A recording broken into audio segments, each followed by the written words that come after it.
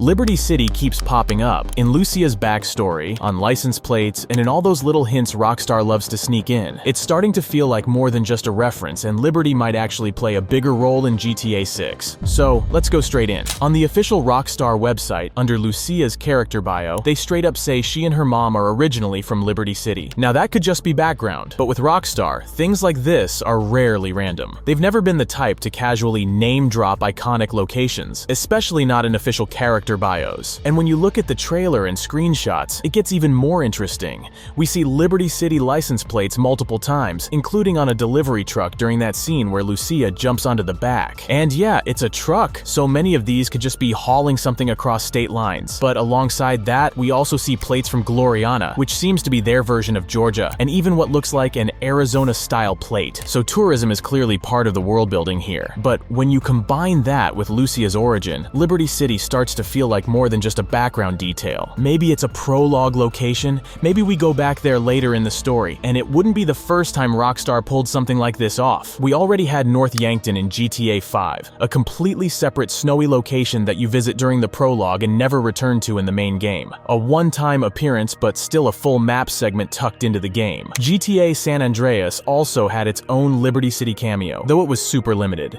It showed up briefly during a cutscene, and then we played a short mission inside an interior before immediately flying back to Las Venturas. It wasn't the full city, but it still counted as a surprise crossover. Even Cayo Perico, which was just a small island, was added to GTA Online, and it proved Rockstar has no problem adding entirely new locations to a game world after launch. And it's not just GTA either. Rockstar did the same thing in Red Dead 2 with Guarma, a whole tropical island never teased beforehand, suddenly dropped into the story out of nowhere. They've pulled this trick before, and they'll probably do it again. Now some people might argue, yeah, but Liberty City is huge, and geographically, it's basically the whole East Coast away from Vice City, like an 18-hour drive in real life. But honestly, that doesn't matter. Rockstar doesn't need to make it geographically consistent. They've already shown that we don't need to physically drive between cities for it to make sense in-game. Back in San Andreas, you could fly between cities using airports. And in mods like the Liberty City Preservation Project, the team added seamless fast travel between Los Santos, Liberty City, North Yankton, and even Cayo Perico using airport markers. Rockstar could easily do the same. Maybe a story mission takes us to a small portion of the Liberty City map, or it gets added later as a DLC expansion with full airport travel. And speaking of the Liberty City mod, Rockstar actually asked the team to take it down earlier this year, just around a week after release. That project ported the full Liberty City map alongside vehicles and pedestrians into GTA 5, and Rockstar doesn't usually strike down fan projects unless they're planning to touch the same subject themselves. Similar thing happened before the GTA trilogy released. They took down a huge amount of great mods, mostly map ports.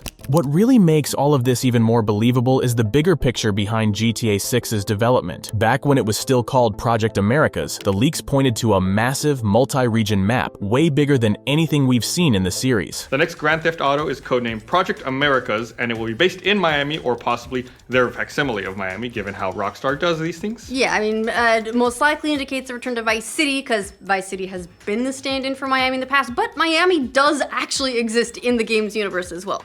One other major detail though, the reason it's codenamed Project Americas is because you'll be able to fly between the USA and South America when you're doing missions. That's two Americas. That is two Americas, hence the multiple. That would be a cool new development, and it's not unreasonable for the setting given how over the years that pipeline between South American countries and Miami has basically been a highway for cocaine smuggling, most notably Colombia in the 80s and 90s courtesy of Pablo Escobar and the Medellin cartel.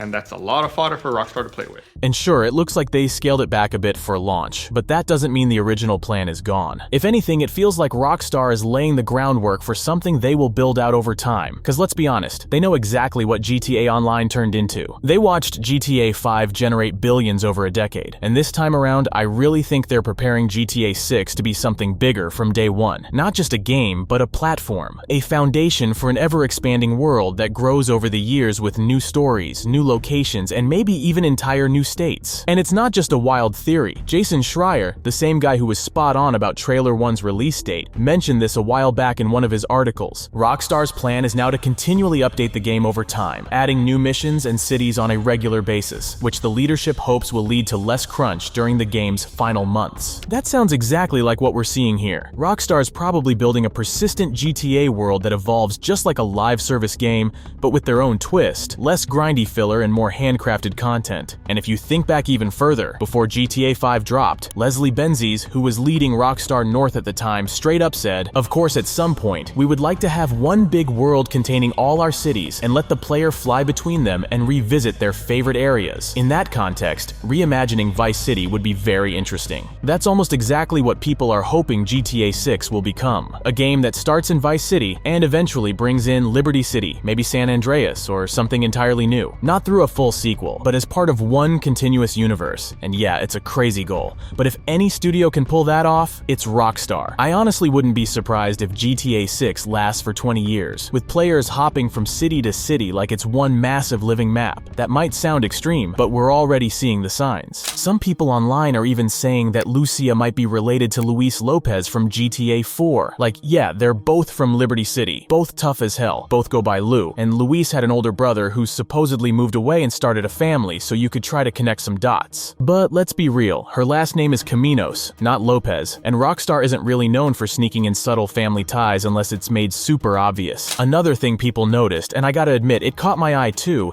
is Raul Bautista. In one of the official screenshots, he's wearing this dark brown leather jacket with black gloves. Now, if you've played GTA 4, you already know what I'm gonna say. That's Nico Bellic's look, straight up. I'm not saying Raul is Nico or some wild twist like that, but come on, this feels like more than just a random outfit choice. But what if we're wrong about Liberty City being part of GTA 6? What if that backstory mention and the license plates don't actually mean we'll visit Liberty at all? There's still one piece of good news that might explain everything, and that's the potential GTA 4 port or remaster coming later this year. Tez2, who's been spot on with Rockstar leaks in the past, recently said, "Someone at Rockstar hinted at the GTA 4 port, and by now it should have gone up a year in development. We may end up seeing it drop later this year, and it's one more reason, in addition to existing reasons, the Liberty City mod was taken down. And honestly, that would explain a lot. Rockstar might have shut down that mod because they're getting ready to reintroduce Liberty City themselves, not through GTA 6, but with a fresh version of GTA 4. And it's not like this came out of nowhere either. Rumors about a GTA 4 remaster or port have been floating around for years now. The project was in the works years ago, but was put on hold after the GTA Trilogy disaster, when everyone roasted Grove Street Games for the state of those releases. But since then, Rockstar stopped outsourcing that much and started handling most of the things themselves. That's why the trilogy actually runs way better now. I covered that in one of my previous videos. So if they really are giving GTA 4 a second chance, this time it'll probably be done properly. Now, that doesn't mean a full remaster with upgraded visuals and mechanics. RDR1 already showed us that Rockstar's fine with just dropping a clean port and calling it a day. And honestly, that'd still be a huge win for GTA 4, because right now, trying to play it on modern systems is a mess. Stutters, busted cutscenes, bugs all over the place, unless you drown it in mods just to get it stable. So if this rumored port comes with a playable PC version and console support, that's a solid way to kill time while we wait for GTA 6. It's the perfect excuse to visit Liberty City one more time,